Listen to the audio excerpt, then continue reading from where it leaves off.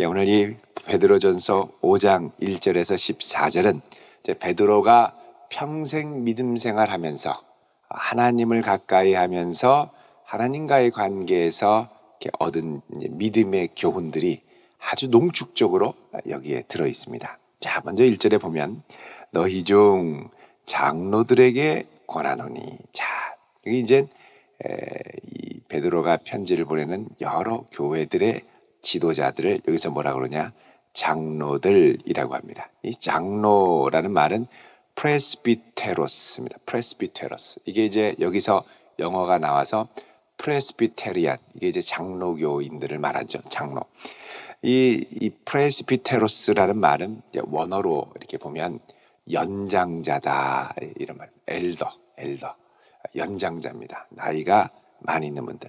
특별히 이제 초대교회에서 연장자가 중요한 이유가 있습니다. 왜 그러냐? 이거는 예수님을 따른 세월의 연륜과 직결되기 때문에 그렇습니다. 베드로는 가장 처음 예수님께 부름받아서 예수님을 평생토록 따라다녔던 사람이죠. 그래서 예수님을 얼마나 많이 오랫동안 따라다녔느냐가 어떻게 보면 일종의 영적 권위가 이제 생겨났던 것입니다. 그래서 예수님을 평생 따라다녔던 첫 증인이자 사도로서의 베드로, 이 베드로가 갖고 있는 권위가 있다는 것이죠. 그래서 장로들에게 권하노니, 그러면서 나는 함께 장로된 자요. 나도 함께 너희들과 같이. 그러니까 이 초대교회의 그 장로들 중에는 상당수가 예수님께서 부활하셨을 때 목격했던 500여 명의 증인들이 들어 있었습니다. 예수님을 처음에 열심히 따라다녔던 이들. 그래서 베드로가 그럽니다. 나도 함께 장로된 자. 내가 먼저 장로된 자유가 아니라 뭐라 그러냐면 함께 장로된 자. 나도 함께 부르심을 받고 너희와 같이 따랐던 자들이고 자고 겸손하게 표현을 하죠. 또 그리스도의 고난의 증인이고. 자, 그리스도의 고난의 증인. 예수님께서 고난받을 때 함께 목격했던 자. 물론 베드로가 겁이 많아서 예수님 부인하고 도망가죠. 요 말할 때 베드로는 아마 심장이 좀 쫄깃했을지 모릅니다. 늘 죄책감, 늘 이렇게 죄스러운 마음이 있었죠. 또 나타날 영광에 참여할 자니라. 자, 나타날 영광에 참여할 자. 베드로가 여기서 계속해서 이 영광을 강조하는 이유 중에 하나는 베드로가 예수님을 따라다니면서 이 놀라운 영광을 친히 보았기 때문에 그렇습니다. 어디서 보았습니까? 부활하신 주님을 보았고 승천하신 주님을 보았고 또 예수님이 십자가 지시기 전에 변화산에서 예수님의 몸이 갑자기 환하게 변하면서 그 옷이 이 세상에 그 어떤 빨래로도 희게할 수 없을 정도로 하얘지면서 광채가 빛났죠. 그러면서 하늘이 가리면서 하늘에서 구름이 끼면서 이는 내 사랑하는 아들이요 내 기뻐하는 자니 너희는 저의 말을 들어라. 이 음성이 들립니다. 여러분, 높은 산에 구름이 낀다라는 건 이게 신의 산의 영광 중에 임했던 하나님의 임재를 연상시키는 겁니다. 벌벌벌벌 떨었죠. 벌벌벌. 그러니까 이 놀라운 영광을 보고 이제 베드로가 기대했던 수준의 하늘 영광은 우리가 막연하게 저 하늘의 영광 이렇게 하는 것보다 훨씬 더 구체적이고 생생한 영광을 꿈꿨다는 것입니다. 그러니까 이 영광을 꿈꾸며 베드로가 가고 있었죠. 그러면서 우리가 지금 어렵고 힘들어도 하나님의 이 영광을 바라는 자들이고 이 영광의 소망은 헛된 것이 아니라 생생한 것임을 말하고 있습니다. 여러분, 우리의 소망이 생생할수록 현재를 인내하며 살아갈 수 있습니다. 미래가 안 보이면, 미래가 이게 답답하면, 영광을 기대할 게 없으면 우리는 현재가 너무너무 힘들고 빨리 벗어버리고 싶고 도망가고 싶고 그만두고 싶고 주저앉고 싶고 막 이제 이런 마음들 뿐이죠. 근데 베드로는 이 로마의 압박 가운데 이제 이 편지를 쓰고 베드로가 얼마 안 가서 순교당하거든요. 근데 마지막까지 생생한 영광의 소망 중에 살았다는 겁니다. 여러분, 나를 통하여 하나님의 영광이 주께서 내게 있게 하실 그곳에 놀랍게 드러나기를 사모하며 기도할 수 있기를 바랍니다. 소망이 있는 한 기도하고, 소망이 있는 한, 그리고 기도하는 한 변화의 역사는 반드시 일어나게 될 줄로 믿습니다. 자, 2절에 너희 중에 있는 하나님의 양 무리를 치되, 자, 장로된 자들의 사명이 뭐냐? 양 무리를 치는 것입니다. 자, 주님을 따른 지 오래된 이들은 주님께서 내가 나를 사랑하면 내 양을 먹이라 치라라고 할 때 맡겼던 이들을 함께 그리스도를 따르는 이로 돌보고 인도할 책임과 의무가 있다는 거죠. 자, 이걸 할 때 억지로 하지 말고, 주님이 왜 맡기셔서, 정말 가끔씩 골치 아픈 양 만나면 주여 어쩌자고 이런 양을 저에게 붙이셨나이까, 다른 목자들에게 좀 보내주시면 안 되겠나이까, 이런 생각이 들 수 있죠. 근데 억지로 그렇게 하지 말고 여기 하나님의 뜻을 따라 자원함으로 하며, 자, 자원함, 기쁜 마음, 그 다음 더러운 이득을 위하여 하지 말고 기꺼이 하며, 이게 내가 이익 보자고 하는 게 아닙니다. 누구 좋자고 하는 게 아닙니다. 주님이 맡기셨기 때문에 주님을 사랑함으로 하는 것이죠. 자, 이럴 때 이들을 이끌 때 어떻게 되냐면 맡은 자들에게 주장하는 자세를 하지 말고, 이러면 되냐? 저렇게 해야지. 그러면 안 되지. 너 어쩌자고 이러느냐? 이러면서 막 정죄하듯이 몰아세우면서 하지 말고 양무리의 본이 되라 그러죠. 본. 그래서 lead by example.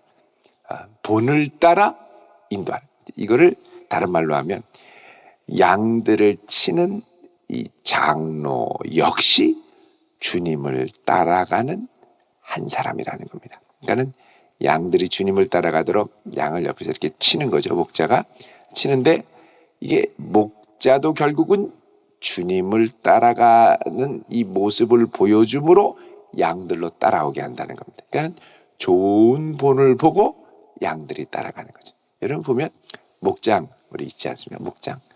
믿음 생활을 열심히 하는 목원들. 그런 목원들은 목장 인도자가 열심히 하십니다. 목원들 중에 보면 유난히 새벽 기도를 열심히 하는 목원들이 있습니다.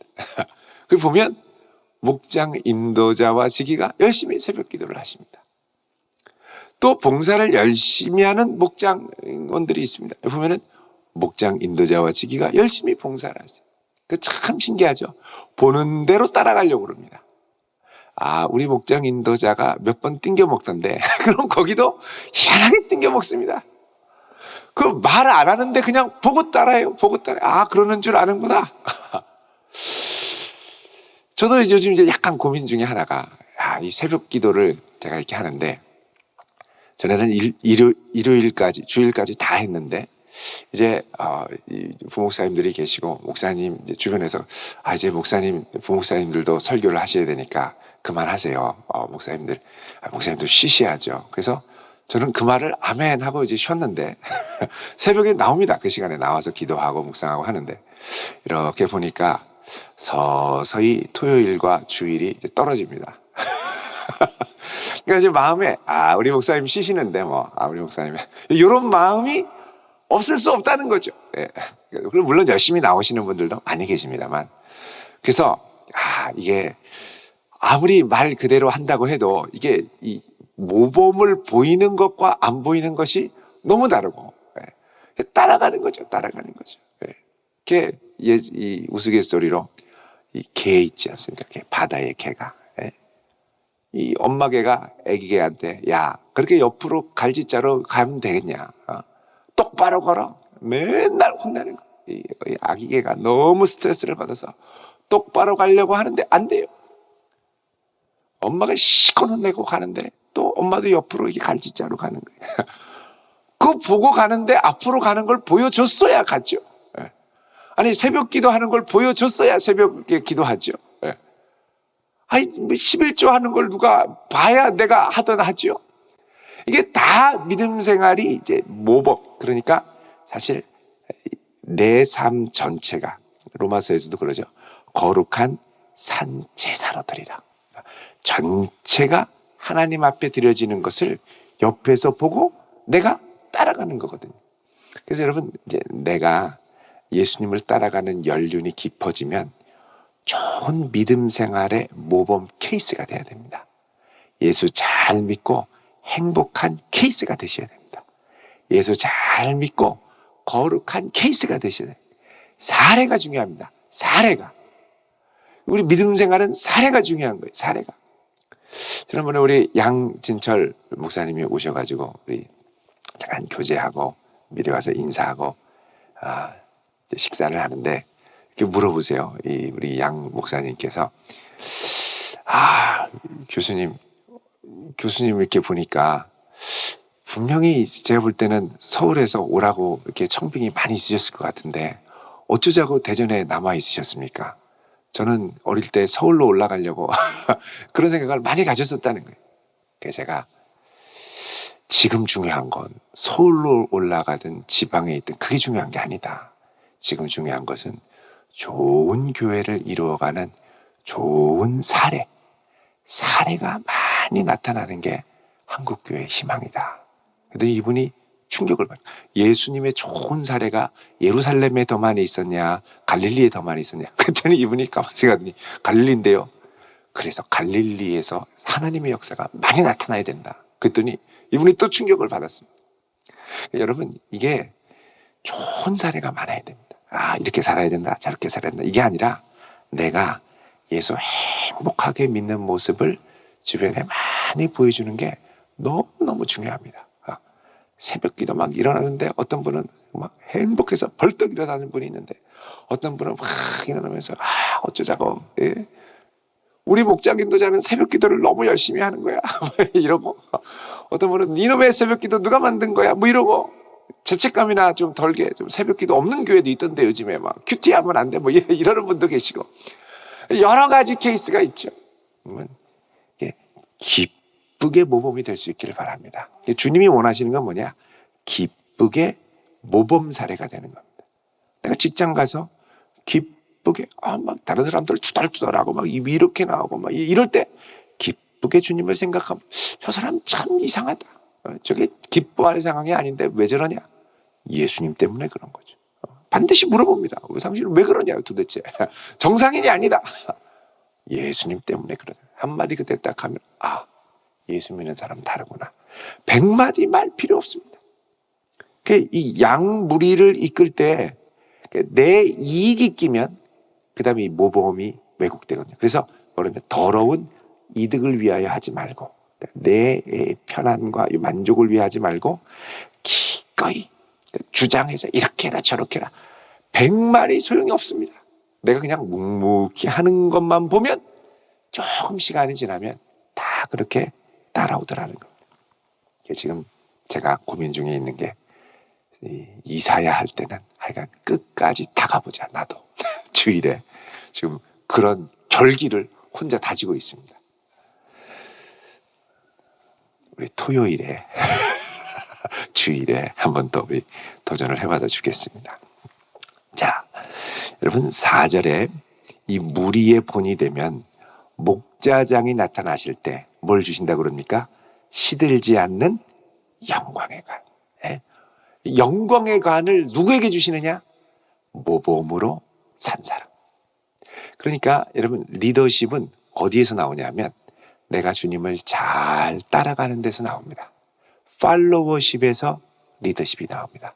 리더십의 권위는 내가 능력이 있고 이렇게 저게 아니라 내가 예수님을 잘 따라갔던 그 모습에서 권위가 나오는 거예요. 그래서 이제 우리가 예수님을 잘 따라가다 보면 뭐가 생기느냐? 영향력이 생깁니다. 영향력이. 그래서 목자장 예수님이 나타날 때 시들지 않는 영광의 관을 얻으려. 자, 이거 보십시오. 목자장이 누구십니까? 예수님이죠. 예수님은 어떻게 우리에게 영적인 권위를 세우셨습니까? 하나님의 말씀을 죽기까지 순종하는 십자가의 모범을 보이심으로 죽기까지 순종하심으로.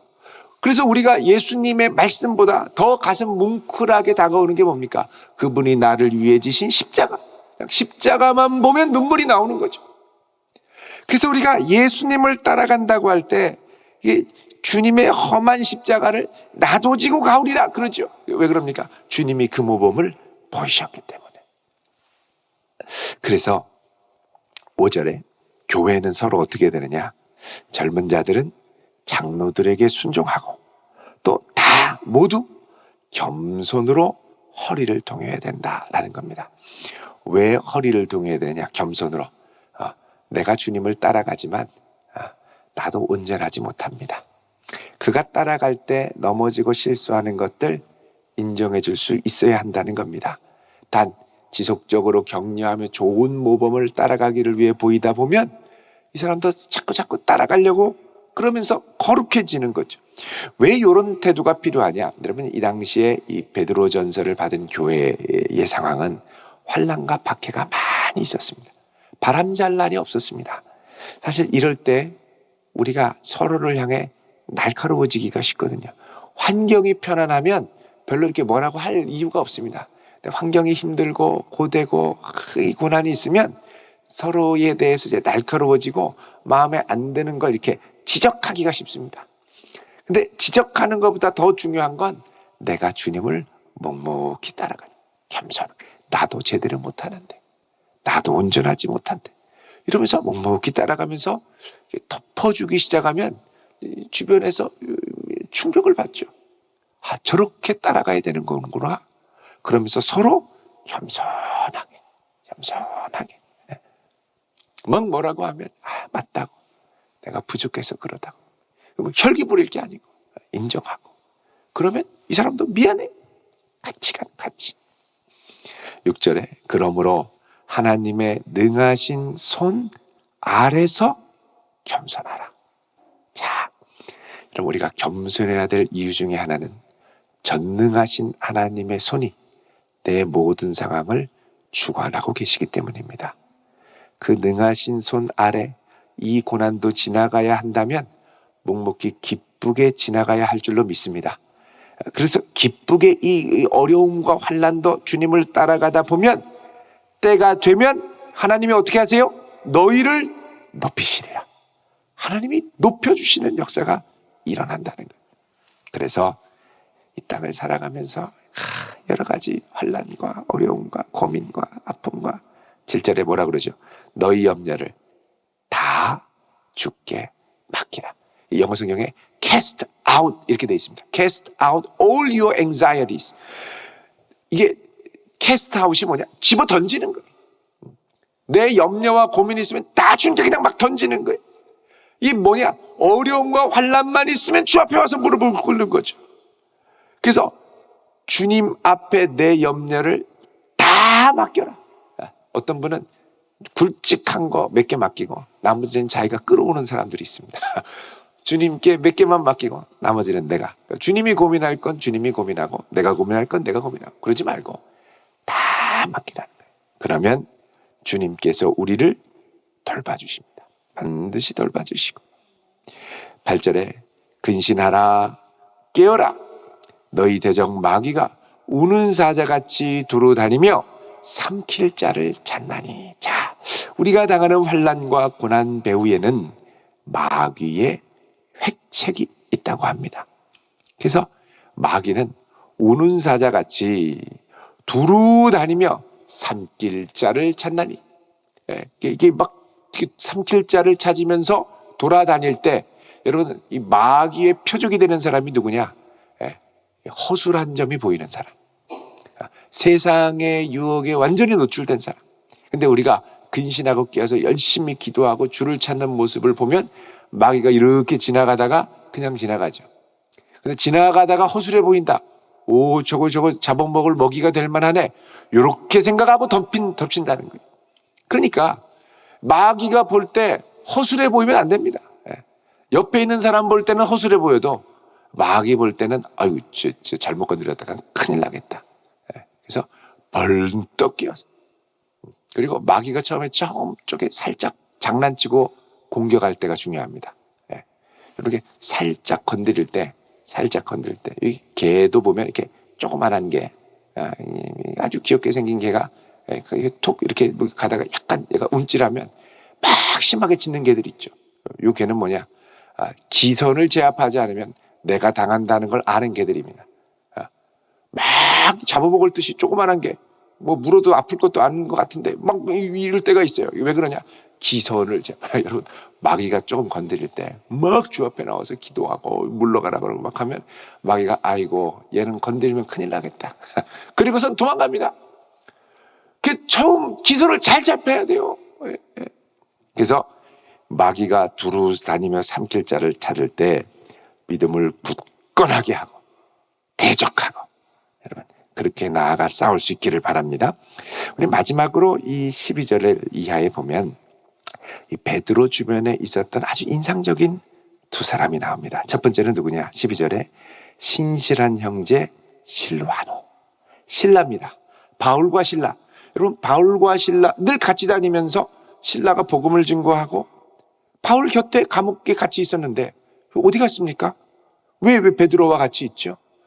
아마도 이때 바울은 이미 순교했을 가능성이 큽니다.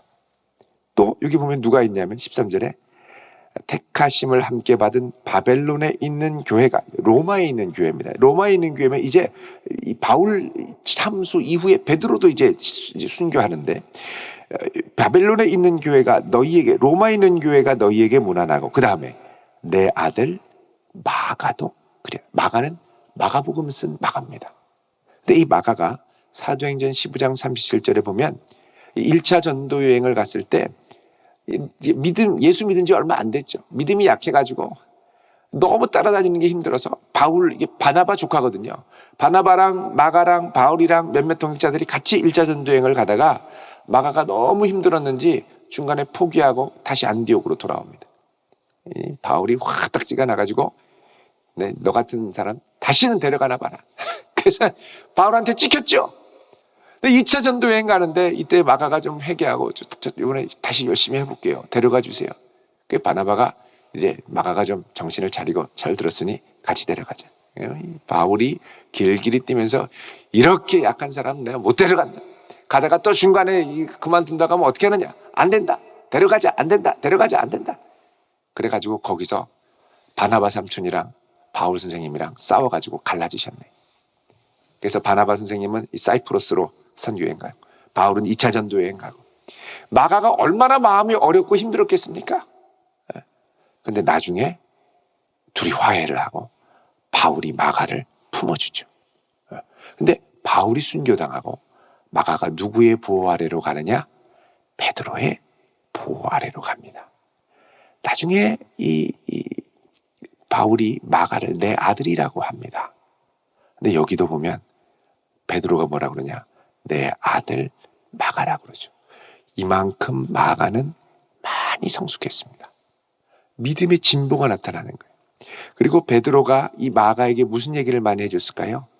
내가 살아있을 때 예전에 젊을 때 예수님 따라다니면서 예수님이 하셨던 얘기, 예수님이 하셨던 말씀 많이 얘기해 줬습니다. 그러니까 마가는 바울과 베드로의 이 신앙의 유산의 세례를 많이 흠뻑 받은 사람이죠. 그래서 뭘 썼느냐? 마가복음을 기록하게 됐습니다. 이 베드로도 어떻게 보면은 이제 처음에는 아주 불 같은 사람이었고 대쪽 같은 사람이었고 근데 이 베드로가 어떻게 해요? 예수님 부인하고 나서 도망갔다가 찾아오셔서 내가 나를 사랑하느냐? 그 이후로 베드로는 양들을 사랑하고 막 대쪽같이 혼내기보다는 모범으로 주님을 사랑하는 걸 보여주고 그리고 마가와 같은 사람도 아들로 삼을 정도로 품어주는 믿음의 사람으로 성숙했음을 보여주고 있습니다. 여러분 우리의 믿음이 이렇게 성장할 수 있기를 바랍니다. 내 주변을 많이 품고 주변에 있는 사람들이 잘 믿음으로 커갈 수 있도록 많은 이들이 함께 머물러 갈 수 있는 큰 나무가 돼서 그 아래 믿음으로 잘 성장할 수 있는 주변의 믿음의 권속들이 많이 우리를 통하여 생겨날 수 있기를 주님의 이름으로 축원드립니다. 기도하겠습니다. 거룩하신 아버지 하나님, 저희들 믿음 위에 든든하게 서기를 원하는데 주장하는 자세가 아니요 많은 이들을 섬기고 모범을 보이는 자가 되게 하여 주시고 우리가 기쁨으로 주를 따라가며 내 주변에 있는 많은 이들을 품고 함께 근신하여 깨어 겸손히 주를 따르는 자가 되게 하여 주시옵소서. 예수님의 이름으로 기도드리옵나이다. 아멘.